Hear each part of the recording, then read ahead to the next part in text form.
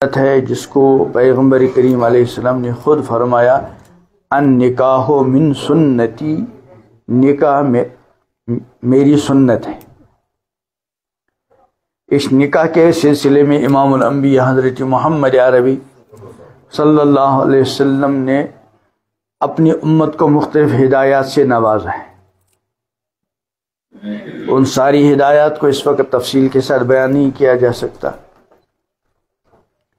لیکن چند باتیں جو بڑی اہم ہیں ان کا خلاصہ۔ سب سے پہلی بات اس سلسلے میں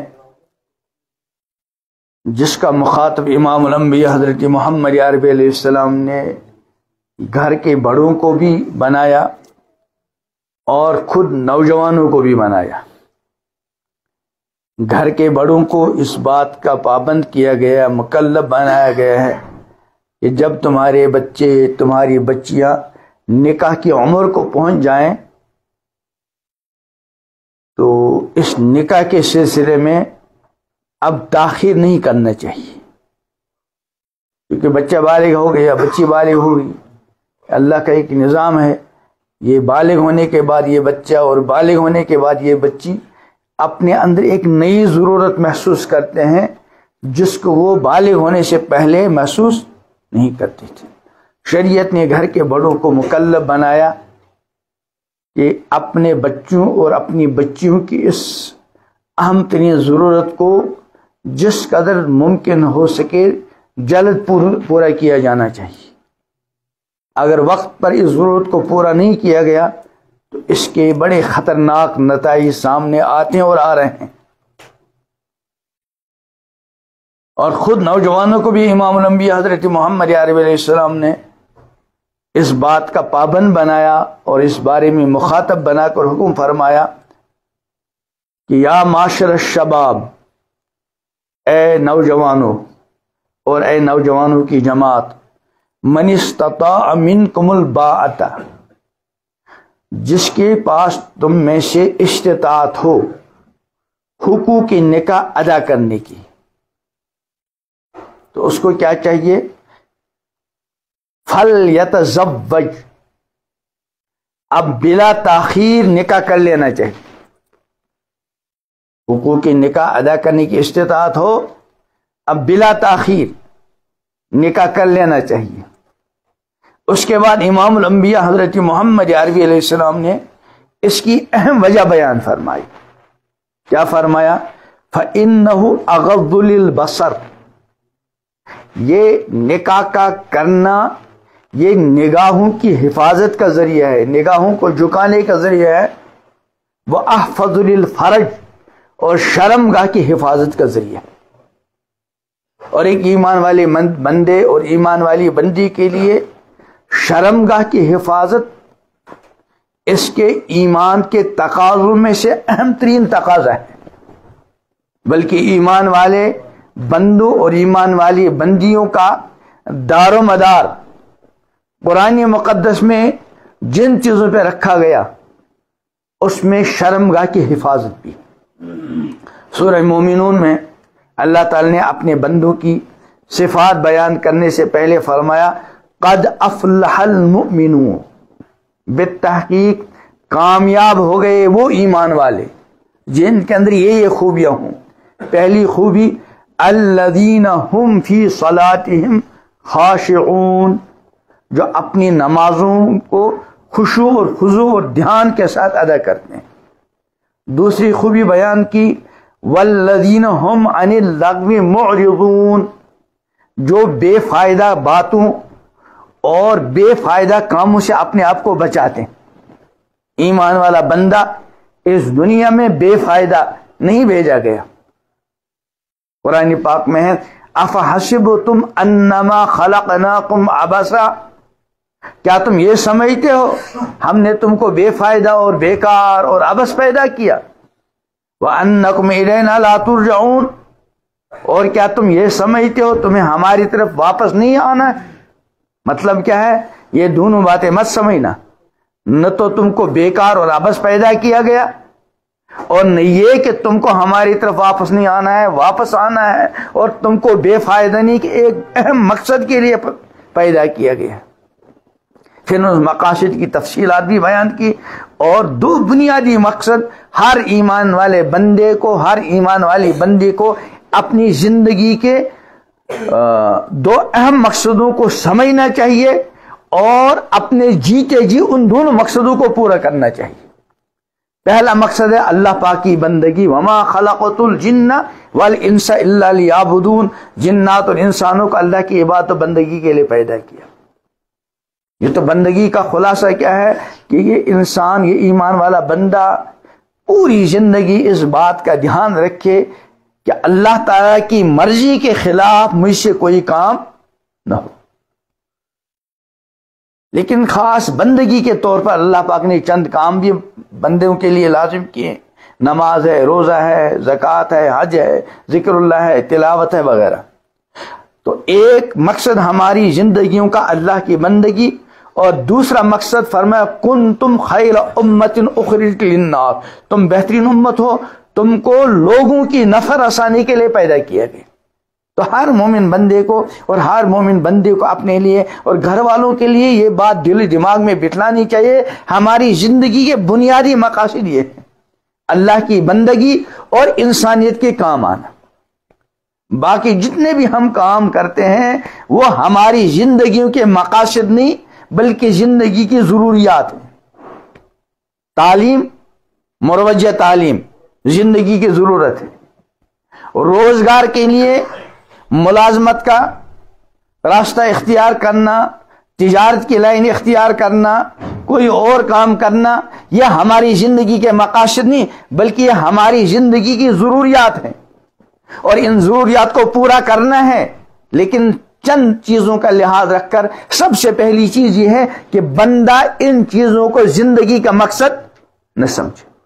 اس لیے جو روزگار کو اور مال دولت کمانے کو زندگی کا مقصد سمجھ کر رہا ہے وہ ناکامی کے راستے کی طرف جا رہا ہے۔ اسی لیے امام الانبیاء حضرت محمد عربی علیہ السلام نے روزگار کے دونوں پہلوؤں کو بیان کیا اور انجام بھی بیان کیا۔ ارشاد فرمایا من طلب الدنیا حلالا، جس نے حلال طریقے سے کمانا چاہا، اب چاہے تجارت ہو، ملازمت ہو، کوئی اور پیشہ ہو، لیکن یہ جو حلال کما رہا ہے یہ مقصد سمجھ کر نہیں، بلکہ امام الانبیاء حضرت محمد عربی علیہ السلام نے فرمایا من طلب الدنیا حلالا استعفافا عن المسألہ، جس نے حلال کو طلب کیا، کیوں؟ استعفافا عن المسألہ، وہ اس لیے کما رہا ہے تاکہ مجھے کسی کے سامنے ہاتھ پھیلانا نہ پڑے، سوال سے بچنے کے لیے، پہلا مقصد۔ دوسرا مقصد کیا ہے؟ وہ سعین لأہلہ، وہ اپنے گھر والوں کے لیے محنت کر رہا ہے، جزاک اللہ، وہ گھر والوں کے لیے محنت کر رہا ہے کہ میرے اہل و عیال کی ضروریات بھی حلال طریقے سے پوری ہو۔ اور تیسرا مقصد کیا ہے؟ وَتَعَطُّفًا عَلَى جَارِهِ، وہ اپنے پڑوسی، رشتہ دار، غریب، کسی ضرورت مند کے کام آنا چاہ رہا ہے۔ تو گویا کہ وہ حلال کما رہا ہے تین مقاصد کے تحت، اپنی ضرورت حلال طریقے سے پوری ہو اور کسی کا ضرورت محتاج نہ رہوں، اپنے گھر والوں کی ضرورت پوری طریقے سے حلال طریقے سے پوری ہوں، اور کسی ضرورت مند کے کام آؤں۔ امام الانبیاء حضرت محمد عربی علیہ السلام نے بشارت سنائی لقی اللہ تعالی یوم القیامہ ووجہ مثل القمر لیلۃ البدر، اللہ سے ملاقات کرے گا اس حال میں کہ اس کا چہرہ 14ویں رات کے چاند کی روشن ہوگا۔ لیکن اگر یہی کام کیا لیکن ضرورت سمجھنے کے بجائے اس کو مقصد بنایا تو پھر وعید فرمائی، یہی الفاظ ہیں کہ ومن طلب الدنیا حلالا، اور جس بندے نے حلال ہی طریقے سے طلب کیا، لیکن حلال طریقے سے طلب کرنے کا مقصد کیا ہے؟ فرمایا پہلا مقصد مکاسرن، اس کا مقصد اپنے مال دولت کو بڑھانا۔ یہ جو مال دولت کو بڑھانا مقصد ہے کہ اس کو یہ مقصد بنا رہا ہے۔ اس نے کمایا لیکن کمانے سے پہلے نیت کی خرچ کرنے کی، کہ اس لیے کما رہا ہوں میری ذاتی ضرورتیں پوری ہوں، اس لیے کما رہا ہوں میرے گھر والوں بچوں کی ضرورت پوری ہو، اس لیے کما رہا ہوں تاکہ کسی ضرورت مند کے کام آؤں، اور یہ بھی حلال کما رہا، لیکن اس کا مقصد کیا ہے؟ مقاصرن، مال دولت کو بڑھانے کے لیے۔ اور جب یہ بھوت سوار ہوتا ہے تو یہ بھوت کبھی اترتا نہیں۔ امام الانبیاء حضرت محمد عربی علیہ السلام نے اس مالدار بننے کے بھوت سوار ہونے کو مثال سے سمجھایا کہ لو کان ابن آدم وادیان من ذہب، اگر اس انسان کے لیے دو وادیاں ہوں، دونوں طرف پہاڑ اور بیچ میں نشیب جگہ، وہ دونوں وادیاں سونے سے بھری ہوئی،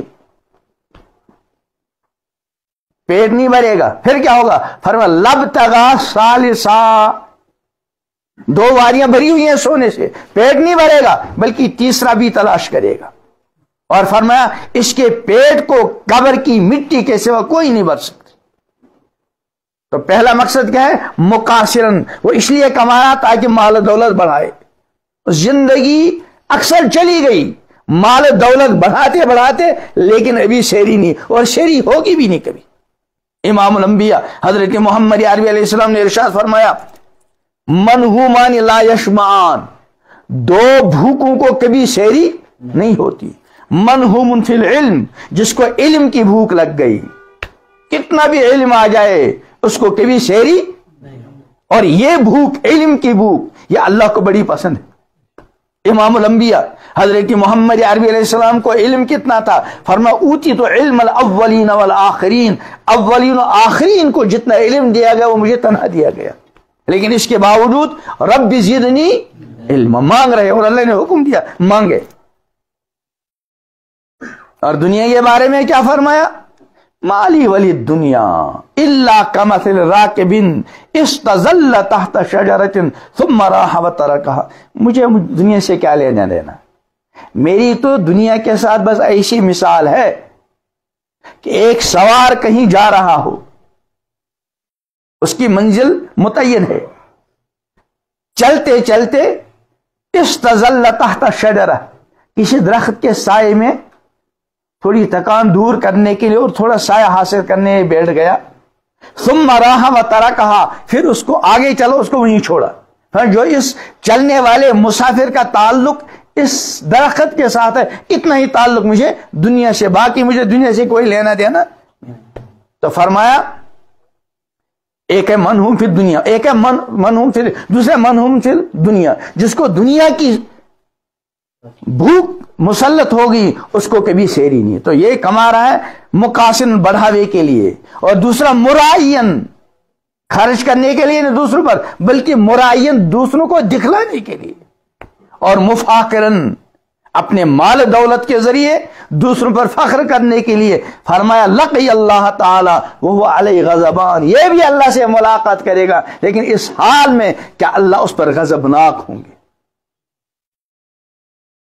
تو میں عرض کر رہا تھا ہماری زندگیوں کے اہم بنیادی مقصد اللہ کی بندگی اور انسانیت کی نفع رسانی، تفصیل کا موقع نہیں، باقی ساری ہماری زندگی کی ضروریات ہیں، ان کو ضرورت سمجھ کر اچھے جذبے سے حاصل کریں، بشارت ہے، مقصد سمجھ کر لییا تو وعید ہے۔ تو والذین هم عن اللغو معرضون والذین هم للزکاۃ فاعلون، اس کی ایک تفسیر تو یہ کہ وہ اپنے تزکیہ کرنے والے ہیں، اپنے نفوس کو ہر طرح کے برے رذائل سے، تکبر سے، حسد سے، کینے سے، اور دنیا کی محبت سے، شہرت کی محبت سے پاک کرنے والے ہیں۔ اور آگے فرمایا والذین هم لفروجہم حافظون، جو اپنی شرمگاہوں کی حفاظت کرتے ہیں۔ تو پیغمبر علیہ السلام نے نوجوانوں کو جو حکم دیا کہ نکاح کرو، اس کی پہلی وجہ کیا بیان کی؟ کہ آنکھوں کی حفاظت کا ذریعہ ہے اور شرمگاہ کی حفاظت کا ذریعہ ہے۔ اور شرمگاہ کی حفاظت یہ ایمان والی کی بڑی عظیم خوبی، بڑے خوش نصیب ہیں وہ اللہ کے بندے جو اپنی جوانی کو داغدار ہونے سے بچاتے ہیں اور اپنی شرمگاہوں کی حفاظت، جگہ جگہ شرمگاہ کی حفاظت کا جگہ اور جگہوں پہ بھی تذکرہ ہے قرآن پاک میں اور پیغمبر علیہ السلام کے ارشادات میں تو ہے ہی۔ اور جو آج کل کا ماحول ہے اس میں اس نکاح کی ذمہ داری کو نبھانا اور وقت پر نبھانا اس کی اہمیت اور زیادہ ہے. پہلے اس حدیث کو پورا کروں. فرمایا کہ جس کے پاس استطاعت نکاح کرے فوراً. ومن لم یستطع، اگر بھی ایسے حالات نہیں ہیں کسی نوجوان کے پاس کہ وہ نکاح کر سکے، فعلیہ بالصوم، اس کے ذمے کثرت کے ساتھ نفلی روزوں کا اہتمام ہے. فإنہ لہ وجا، یہ اس کے لیے ڈھال ہے. تو میں عرض کر رہا تھا پیغمبر علیہ السلام نے جو یہ گھر کے بڑوں کو حکم دیا کہ اپنے بچوں اور بچیوں کا نکاح وقت پر کریں، اور خود جوانوں کو بھی مخاطب بنایا، آج کل کے ماحول میں اس کی اہمیت اور زیادہ بڑھ جاتی ہے. ایک شادی شدہ بندہ جب گھر سے باہر نکلتا ہے تو اس کے لیے اپنے آپ کو بچانا بڑا مشکل لگ رہا ہے آج کل کے ماحول میں. تو جب ایک شادی شدہ آدمی کو اپنے آپ کو بچانا مشکل ہے تو جو بیچارہ غیر شادی شدہ اس کے لیے کتنی مشکلات. جب گھر کے بڑوں نے اپنے بچوں کا اور اپنی بچیوں کا نکاح وقت پر کر لیا، اب اگر خدا نخواستہ وہ اب کسی جرم میں مبتلا ہوتے ہیں تو والدین بری ذمہ ہے کیونکہ انہیں اپنی ذمہ داری نبھائی. لیکن جو شادی شدہ، اول تو ایمان والا بندہ اس کے بارے میں سوچے بھی نہ، خدا نخواستہ کوئی غلط عادت اپنے اندر غلط عادت اپنائے. امام الانبیاء حضرت محمد عربی علیہ السلام نے عام حکم فرمایا، لا یزنی زانی حین یزنی وہ مومن، کہ بدکار جب بدکاری کرتا ہے وہ اس وقت ایمان والا رہتا ہی نہیں.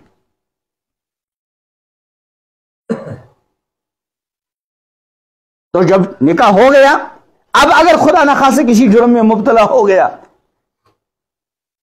یہ تو شادی سے پہلے بھی ایک سنگین جرم تھا، لیکن شادی کے بعد اتنا سنگین جرم بن جاتا ہے کہ اگر اسلامی نظامی حکومت ہو اور کسی کا جرم ثابت ہو جائے کہ یہ شادی شدہ ہے اور اس کے باوجود یہ حرام میں مبتلا ہو گیا، اب اس کو دنیا میں زندہ رہنے کا حق سنسار کیا جائے گا نہیں کیا جائے گا. اس لیے کہ حلال طیب نعمت اس کے پاس موجود ہے، اس حلال طیب کے ہوتے ہوئے حرام کا ارتکاب کرتا ہے. اس کو ایک مثال سے سمجھایا جا سکتا ہے کہ شادی شدہ اور غیر شادی شدہ جرم دونوں کا ہے، لیکن شریعت نے سزائیں الگ الگ مقرر کی. اور وجہ کیا ہے؟ ایک آدمی بھوکا ہے اور اس کے پاس حلال نہیں، دوسرا آدمی بھوکا ہے لیکن اس کے پاس حلال ہے.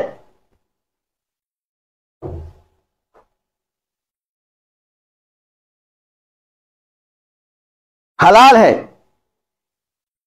لیکن وہ حلال چھوڑ کر، مثال کے طور سمجھانے کے لیے، مردار کھا رہا ہے. مردار کتا مرا ہوا ہے، بلی مری ہوئی ہے، اور اس کے بعد اپنا کھانا ہے. یہ حلال کو چھوڑ کر اس کتے اور بلی کے گوشت کو کھا رہا ہے. یہ کتنا سنگین جرم؟ اس سے بڑا سنگین جرم ہے اس بندے کا جس کے پاس حلال بیوی ہے، اس عورت کا جس کے پاس حلال طیب شوہر ہے، اس کے باوجود حرام کے اندر مبتلا ہو رہے ہیں. یہ کتے اور بلی کے گوشت کھانے سے زیادہ سنگین جرم ہے، اس لیے کہ کتے اور بلی کا گوشت کھانا اضطرار کی حالت میں حلال ہو سکتا ہے.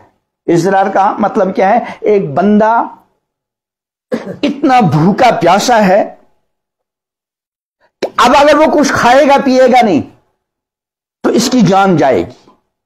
قرآن پاک نے جہاں یہ فرمایا، انما حرم علیکم المیتۃ والدم ولحم الخنزیر وما اہل لغیر اللہ بہ، کہ تمہارے لیے حرام کیا گیا ہے خون، مردار، خنزیر اور جو غیر اللہ کے نامزد کیا گیا ہو. اس کے بعد فمن اضطر، جو حالت اضطرار میں آ جائے. حالت اضطرار کا مطلب کیا ہے؟ کہ ایسی شدت کی بھوک ہے اگر وہ کچھ نہیں کھائے گا پیے گا تو مر جائے گا، اور ایسے جنگل میں ہے جہاں حلال کا کوئی امکان نہیں. اللہ نے اجازت دے دی دو قیدوں کے ساتھ کہ نہ تو لذت لینے کے لیے کھائے اور ضرورت سے زیادہ کھائے، بس اتنا کھائے جس سے وہ زندہ رہ سکتا ہے۔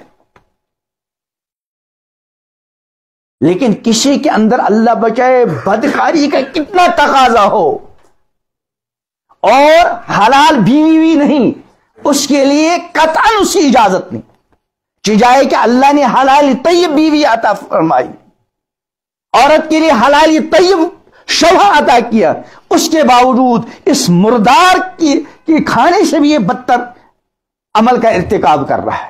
تمہارا میں عرض کر رہا تھا، امام الانبیاء حضرت محمد عربی علیہ السلام نے نکاح کا جو اہم مقصد بیان کیا وہ ایک بندے کے لیے اپنی شرمگاہ کی حفاظت۔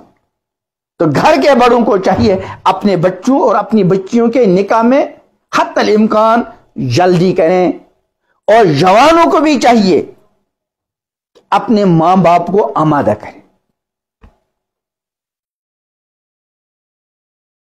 تو پہلی ہدایت پیغمبر کریم علیہ السلام کی نکاح کے سلسلے میں حتی الامکان جلدی کرنی چاہیے۔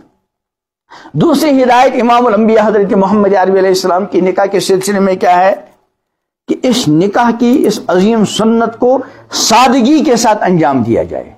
پیغمبر کریم علیہ السلام نے ارشاد فرمایا، اعظم النکاح برکتاً ایسرمون، سب سے زیادہ بابرکت نکاح وہ ہے جس میں مشقت، خرچہ اور بوجھ کیا ہو، کم سے کم ہو۔ اس کا خود مطلب کیا نکلتا ہے، جتنا نکاح کو سادگی کے ساتھ انجام دینے کے بجائے رسومات کا التزام کیا جائے، اسراف اور فضول خرچی اور جانبین پر مالی بوجھ، اسی قدر نکاح بابرکت بننے کے بجائے کیا بن جاتا ہے، بے برکت۔ آج کل ہم لوگوں نے ہمارے معاشرے میں نکاح کو بڑا مشکل بنایا گیا۔ جب نکاح مشکل ہوگا تو پھر اللہ تعالیٰ بچائے بدکاری عام ہونے لگے گی، اور جب نکاح آسان ہوگا تو بدکاری کی روک تھام ہو جائے گی۔ کسی بھی مسلمان کا یوں جی نہیں چاہتا کہ وہ اپنے آپ کو حرام کاری کے اندر مبتلا کرے، لیکن مشکلات ہیں۔ جوان بچے، جوان بچیاں 30 سال 32 سال کی عمریں ہو گئی، 35 سال 40 سال تک کے ہمارے بچے اور ہماری بچیاں غیر شادی شدہ ہیں۔ اس کی بنیادی وجہ کیا ہے کہ جن لوگوں نے کو اللہ نے وسائل دیے ہیں، مالی اعتبار سے وسعت کی ہے، وہ بدترین اسراف اور بدترین فضول خرچیاں کر کے اس نکاح کی عظیم سنت کو مشکل سے مشکل بنا رہے ہیں۔ یاد رکھیں، یہ جو مال ہے یہ اللہ کی طرف سے بہت بڑا امتحان، بہت بڑی آزمائش ہے۔ میدان محشر میں جہاں بندے سے زندگی کے بارے میں سوال ہوگا، فیما ان عمری فیما افنا، زندگی کہاں ختم کی سوال ہوگا۔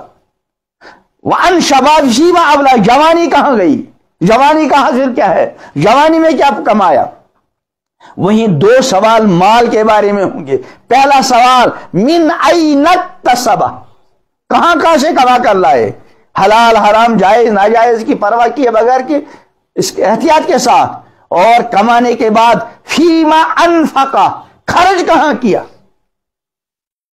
جو اسراف اور تبذیر یہ سنگین جرائم۔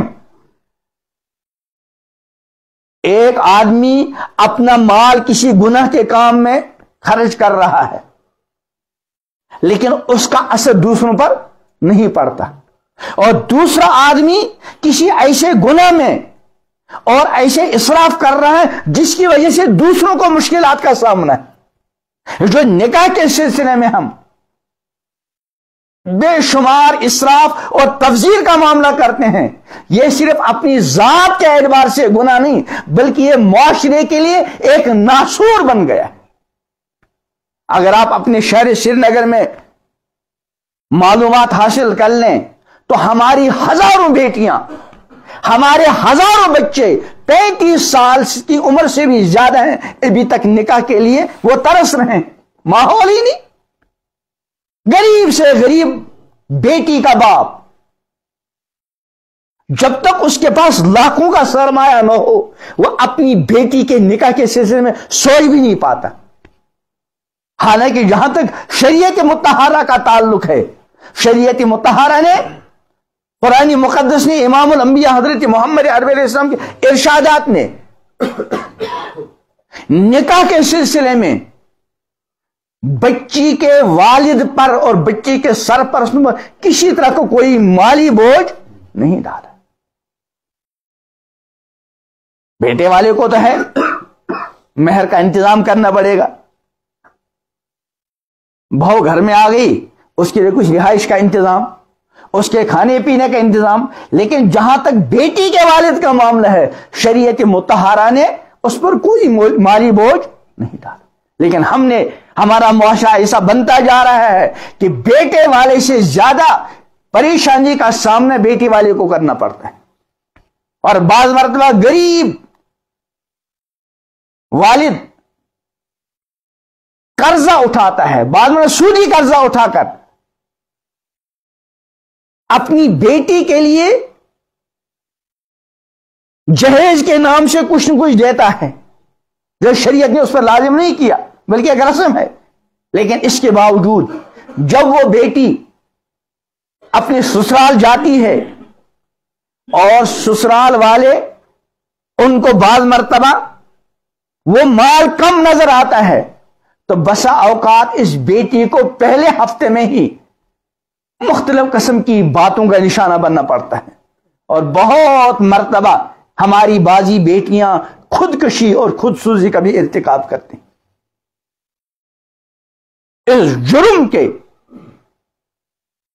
جو بنیادی محرکات ہیں وہ ہمارا یہ اسراف کرنا اور فضولیات کا اہتمام کرنا.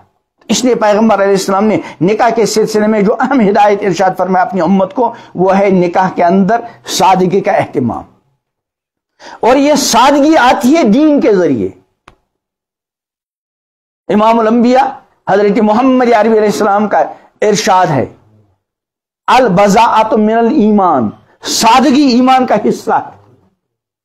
اسی لیے پیغمبر علیہ السلام نے نکاح کے بارے میں جب لڑکے والوں کو لڑکی کی تلاش ہو اور لڑکی والوں کو لڑکے کی تلاش ہو، وہاں جہاں بہت ساری چیزوں کو دیکھا جاتا ہے اور دیکھنا پڑتا ہے کیونکہ زندگی کا ایک طویل سفر ہوتا ہے، اس لیے اس زندگی کے سفر کو سوچ سمجھ کر ساتھی کو اختیار کرنا پڑتا ہے. لیکن بنیادی چیز جو ایک مسلمان کو مسلمان ہونے کی حیثیت سے بیٹی کے اندر اور لڑکے کے اندر تلاش کرنا چاہیے وہ ہے اس کی دینداری. امام الانبیاء حضرت محمد عربی علیہ السلام نے فرمایا تنکح المرأۃ لاربعین، کسی خاتون کے ساتھ 4 چیزوں میں سے کوئی ایک چیز دیکھ کر انتخاب کیا جاتا ہے. کبھی مال دیکھ کر، آج کل یہ مال دیکھ کر رشتہ طے کرنے کا بھوت بہت سوار ہو گیا ہے، اللہ ماشاء اللہ، سب جگہ نہیں لیکن اکثریت. رشتہ آ رہا ہے، لڑکا بھی اس رشتے سے بہت خوش ہے اور سب کچھ ٹھیک ہے، لیکن بعض مرتبہ لڑکے والوں کو یہ لگتا ہے یہ جو بیٹی ہمارے گھر میں آئے گی ہم جتنا مال چاہتے ہیں اس سے اتنی توقع نہیں، ٹھکرا دیتے ہیں اس رشتے کو. تو کبھی مال دیکھ کر، اولی جمال، کبھی خوبصورتی دیکھ کر، اولی حسب، یا کبھی خاندان دیکھ کر، اولی دین اور کبھی دین دیکھ کر فاظفر بذات الدین، تم کامیابی حاصل کرو دیندار لڑکی کے ذریعے.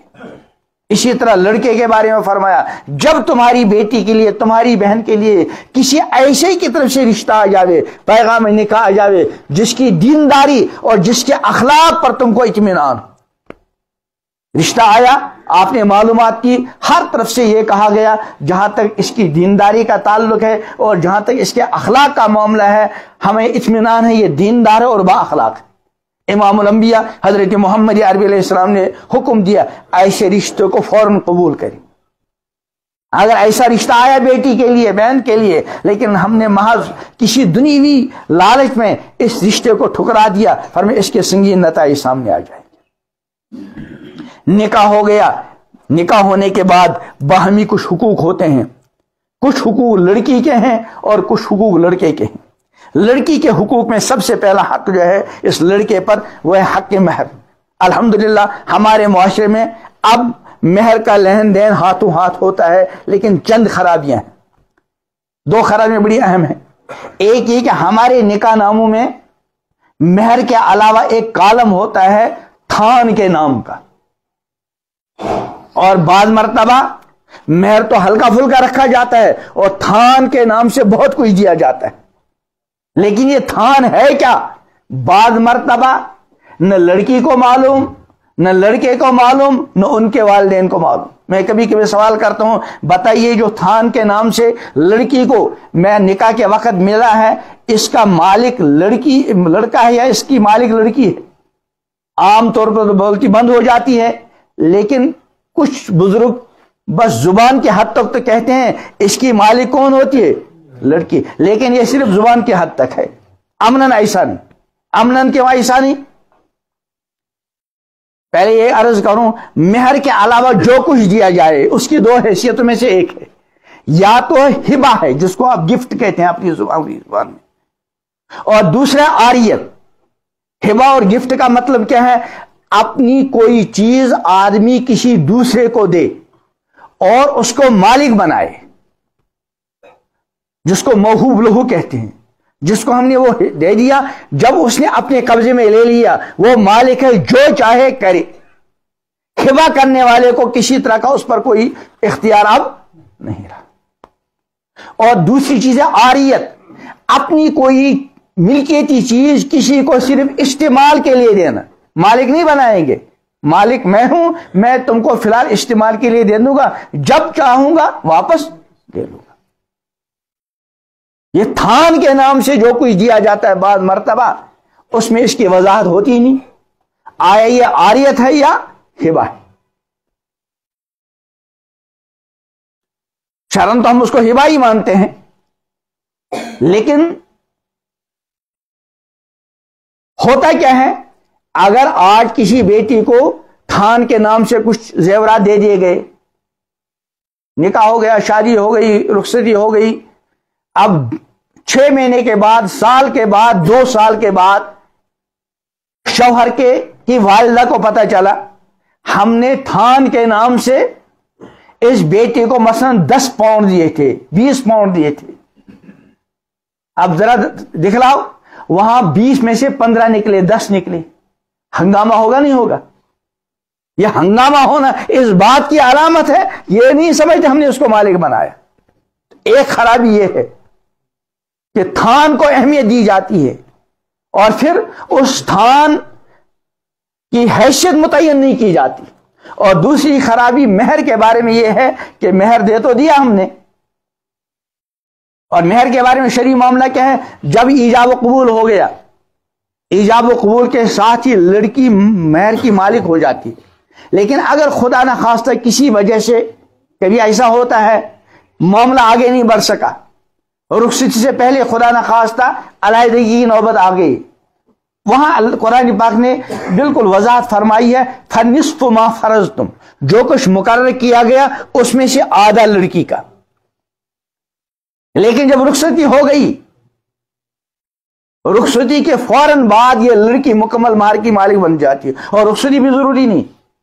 آج کل ہوتا ہے اگر نکاح ہو گیا، ابھی رخصتی اور نکاح میں کچھ درمیان میں وقفہ ہے، سال، 2 سال، 6 مہینے، اس دوران یہ لڑکا اور لڑکی چونکہ نکاح ہو چکا ہے کہیں گھومنے گئے۔ ہمارا معاشرہ اتنا بگڑ چکا ہے، اب گھومنے کے لیے نکاح کی ضرورت نہیں ہوتی، رشتہ طے ہو گیا، دوسرے دن جو ہے لڑکے والوں نے 7.5 انچ کا موبائل لڑکی گھر بھیج دیا تاکہ یہ خوب گپ شپ مارے۔ یاد رکھیں نکاح سے پہلے یہ لڑکی اور لڑکا آپ بالکل اجنبی، نکاح کرنے کے بعد بہرحال وہ گئے گھومنے کے دوران وہ کہیں ہوٹل میں گئے، سمجھانے کے لیے عرض کر رہا ہوں، وہاں کمرہ بند کر لیا، اس طرح سے کمرہ بند ہے کہ اگر وہ ایک دوسرے سے ازدواجی تعلقات قائم کرنا چاہیں، کوئی ظاہری رکاوٹ اور کوئی شرعی رکاوٹ نہیں۔ کیا مطلب ظاہری رکاوٹ کا؟ ظاہری رکاوٹ یہ مثلا وہاں سی سی کیمرہ لگے ہوئے، یہ ایک ظاہری رکاوٹ ہے. ظاہری رکاوٹ یہ ہے کہ شیشے ہیں لیکن پردے نہیں. ظاہری رکاوٹ یہ ہے کہ جو دروازہ اس میں کنڈی نہیں، کوئی بھی آ سکتا ہے. اگر ان چیزوں میں سے کوئی چیز نہیں ہے تو گویا کہ ظاہری رکاوٹ نہیں. اور شرعی رکاوٹ کا مطلب یہ ہے کہ جس دن یہ گھومنے گئے اور کمرے میں بیٹھ گئے اس دن وہ لڑکی ایام سے تھی، حیض تھا، تو یہ شرعی رکاوٹ ہے. اس طرح شرعی رکاوٹ یہ ہے کہ وہ رمضان میں گھومنے گئے اور کمرے میں جب بیٹھے یہ دونوں رمضان کا روزہ تھا، یہ شرعی رکاوٹ ہے.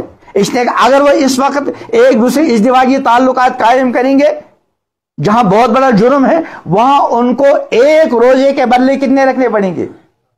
61.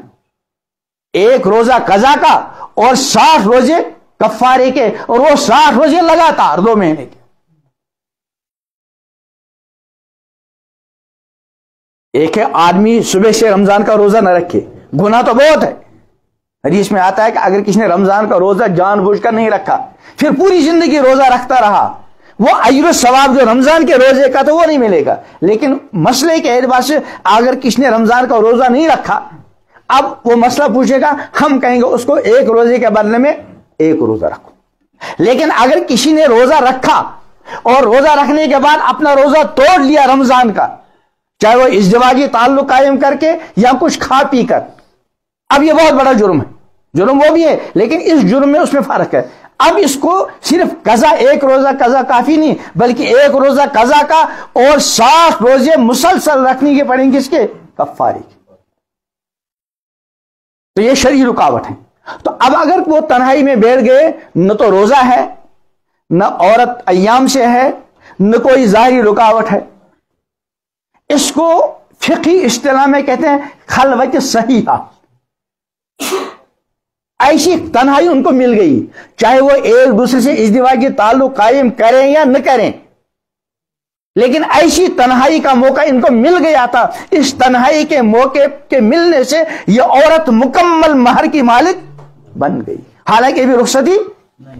اگر ایسی تنہائی کے بعد خدا نخواستہ کل جدائی کا موقع آ گیا، اس لڑکی کو مکمل مہر ملے گا. اور ہمارے یہاں کیا ہے، بچی کی رخصتی بھی ہوگی، بیٹا بھی ہو گیا، دوسری اولاد بھی اللہ نے دے دی، ابھی تک عملاً اس بیٹی کو اپنی اس مہر کی رقم پر یا ان مہر کے زیورات پر مالکانہ حقوق نظر نہیں آتے، ہنگامے ہو جاتے.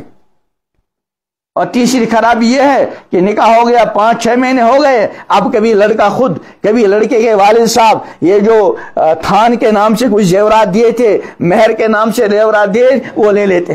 کیوں بھائی؟ ہمیں زمین خریدنا. میں زمین تمہیں خرید، اس کا کیوں لے رہے ہو بیچاری کا؟ اور پھر جو لے رہے ہیں یہ بھی پتہ نہیں قرض ہے کیا ہے. اب 10 سال کے بعد ہنگامہ ہو گیا، اب یہ مسائل آ جاتے ہیں. حالانکہ شریعت کا معاملہ ہے، اول تو قطعاً اجازت نہیں، اس کی مرضی کے بغیر. حدیث میں ہے لا یحل مال امرئ مؤمن الا بطیب، کسی بندے اور کسی انسان کا مال اس کی دل کی خوشی کے بغیر جائز نہیں. اب اگر وہ دل کی خوشی سے دے دے تو باضابطہ وضاحت کرے، ہم اس کی زمین خرید رہے ہیں، اس میں آپ کی اتنی رقم ہے، ہماری اتنی رقم ہے، تمہاری رقم والی زمین تمہارے نام رہے گی اور ہماری رقم والی زمین ہمارے نام رہے گی، تاکہ کل کوئی پنگا نہ ہو. تو بہرحال میں عرض کا پہلا حق ہے مہر، دوسرا حق ہے نان نفقہ، کھانا پینا، رہائش. یہ ساری ذمہ داری شریعت نے رخصتی کے بعد کس کے ذمہ لگا رکھی ہے؟ شوہر کے ذمہ. اور تیسرا حق جو ہے وہ حسن معاشرہ، اپنی بیوی کے ساتھ بڑے اچھے انداز سے پیش آئے. امام الانبیاء حضرت محمد عربی علیہ السلام کا فرمان ہے خیرکم خیرکم لأہلہ وانا خیرکم لأہلی. تم سب میں سب سے اچھا وہ ہے جو اپنے اہل کے ساتھ اچھا ہو. ساری دنیا کے ساتھ ہم نے اچھائی دکھلائی لیکن بیوی کے ساتھ اچھائی دکھلانے میں ناکام. کوئی اچھا ہونے کی گارنٹی نہیں. اچھا جب ہے جب کہ اپنے گھر والوں کے ساتھ اچھا ہو. اور ساتھ ہی فرمایا وَأَنَا خَيْرُكُمْ لِأَهْلِي، پیغمبر علیہ السلام میں تم سب میں سب سے اچھا ہوں اپنے اہل کے بارے میں. امام الانبیاء حضرت محمد عربی علیہ السلام نے امت کو جو وصیتیں فرمائی، خاص نصیحتیں، اس میں ایک نصیحت یہ بھی فرمائی استوصوا بالنساء خیرا، میری طرف سے عورتوں کے بارے میں اچھے سلوک کی وصیت قبول کرو۔ اور چوتھا حق ہے اس کی تربیت دینی اعتبار سے۔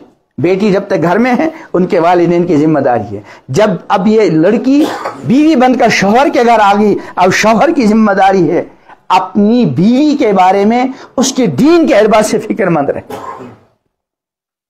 مردوں کو دینی بات سننے کے مواقع بہت ملتے ہیں، لیکن ہماری جو گھر کی خواتین ہیں ان کے لیے وہ مواقع نہیں۔ گھر کے بڑوں کی ذمہ داری ہے، شوہر کی ذمہ داری ہے اپنی بیوی کی دینی اعتبار سے فکر کرے۔ اگر بیٹی دیندار ہوگی، عورت دیندار ہوگی، تو آگے جو معاشرہ ہوگا انشاءاللہ اس میں دینداری کے اثرات ظاہر ہوں۔ ہمارے معاشرے میں پہلے جب یہ موبائل کی مصیبت نہیں تھی، ہماری گھر کی خواتین بچے کو سنانا ہوتا، بچے کو چپ کرانا ہوتا، کچھ بھی کرانا ہوتا، تو ہماری بیٹی اپنے اس بچے کو ننھے منھے کو اپنی گود میں رکھ کر یا بسترے پہ لٹا کر کیا کرتی تھی؟ اللہ اللہ۔ اور ہوتا کیا تھا؟ جب بچے کی زبان کھلتی اس کی زبان سے پہلا جملہ کیا نکلتا ہے؟ یہی اللہ۔ لیکن اب جب سے یہ مصیبت آ گئی موبائل کی، اب ہماری بیٹیوں کی عادت بگڑ گئی۔ بچے کو خاموش کرانا ہو تو موبائل، بچے کو سنانا ہو تو موبائل، اور بچے کو کھلانا ہو تو موبائل، اور بچے کو پتہ ہی نہیں میں کھا رہا ہوں، وہ موبائل میں اتنا مست ہے، والدہ اس کے منہ میں لقمہ ڈال رہی ہے، بچہ نگل بھی رہا لیکن اس کو پتہ ہی نہیں وہ کھانا کس کام کیا آئے گا۔ مجھے یاد ہے میں ایک جگہ تھا تو مجھے ایک دوست نے فون کیا کہ میری بہن آئی ہے امریکہ سے، ان کا بچہ ہے، وہ آپ کے پاس لانا چاہتے ہیں۔ میں نے کہا میں فلاں جگہ ہوں، کہا ان کو کل جانا ہے۔ میں نے کہا لاؤ۔ اب وہ گھر والے نے ان کو اصرار کیا کہ کھانا آپ بھی کھاؤ، اور وہ بیچارہ بیٹھ گیا۔ وہ چھوٹا بچہ 5-6 سال کا ہوگا، اس نے کھانا تو کھایا لیکن ایک نظر بھی کھانے کی طرف، بس موبائل کے ساتھ اس کی آنکھیں جمی ہوئی۔ اور یہ حال ہمارے گھروں میں ہو رہا ہے۔ اگر بیوی دیندار ہو تو اس کی دینداری کے اثرات بچے پر پڑیں گے، اور اگر ہماری یہ بیٹی جو ماں بن گئی ہے موبائل کی عاشق ہوگی، اس کو موبائل سے چین سکون ملتا ہے، تو اس کے بچے کے اندر بھی وہ خرابیاں آ جائیں گی۔ اور اس وقت ہمارے بچوں کے اور ہماری بچیوں کے بگڑنے میں سب سے زیادہ خرابی کا جو سبب بن رہا ہے وہ یہ موبائل۔ خود ہم تباہ ہو رہے ہیں اس موبائل کے ذریعے، ہمارے بچوں کی تباہی۔ تو بہرحال چوتھا حق جو میں نے عرض کیا وہ کیا ہے؟ اپنی بیوی کی دینی اعتبار سے فکر کرے۔ اور شوہر کے حقوق کا خلاصہ یہ ہے کہ شرعی حدود کے اندر رہ کر ایک شوہر جو کچھ اپنی بیوی کو کہے، بیوی کی ذمہ داری ہے شرعی حدود کے اندر اپنے شوہر کی کیا کرے؟ اطاعت۔ امام الانبیاء حضرت محمد عربی علیہ السلام نے فرمایا اگر میں دنیا میں ایک انسان کو حکم دیتا دوسرے کو سجدہ کرے، پھر میں عورت کو حکم دیتا وہ بیوی کو، لیکن سجدہ ایک اللہ کے لیے ہے۔ آخری بات حضور نے فرمایا خیر الدنیا کلھا متاع، دنیا میں جو بھی کچھ ہے وہ فائدہ اٹھانے کی چیز ہے، ہم بے شمار چیز سے فائدہ اٹھاتے ہیں، لیکن خیر متاع دنیا المرأۃ الصالحہ، دنیا میں فائدے کی سب سے بہترین چیز کیا ہے؟ مرأۃ صالحہ، نیک خاتون ہے۔ کون ہے؟ فرمایا جس میں 3 خوبیاں ہوں۔ سب سے پہلی خوبی، جب بھی شوہر اپنی بیوی کو دیکھے، بیوی شوہر کو اپنی بیوی کو دیکھ کر جب بھی دیکھو اس کو خوشی ہو، اس کے لباس کو دیکھ کر خوشی، اس کے اخلاق کو دیکھ کر خوشی، اس کی صفائی کو دیکھ کر خوشی، اس کے انداز گفتگو کو دیکھ کر خوشی۔ ہماری بیٹیوں کی یہ تربیت نہیں ہوتی۔ ہماری بیٹی کہیں اور جائے گی خوب بناؤ سنگار کے ساتھ، خوب سجا کر، اور جہاں واپس آ گئی شوہر کے سامنے عام لباس میں۔ ہماری بیٹی کسی اور سے بات کرے گی تو بڑا پرکشش انداز، حالانکہ اجازت نہیں ہے۔ ازواج مطہرات جو امت کی مائیں ہیں ان کو حکم ہے کہ جب کسی غیر سے بات کرنے کا موقع آ جائے فلا تخضعن بالقول، گفتگو میں نرم انداز اختیار نہ کریں۔ کیوں؟ فیطمع الذی فی قلبی مرض، جس کے دل میں بیماری ہو وہ آپ کی اس نرم انداز گفتگو کی وجہ سے پتہ نہیں اس کے دل میں کون سے گندے ناپاک جذبات ابھریں گے۔ تو ہماری بیٹی جب غیر سے بات کرے گی تو بڑے اچھے انداز سے، اور شوہر سے بات کرے گی تو منہ بھرا کر۔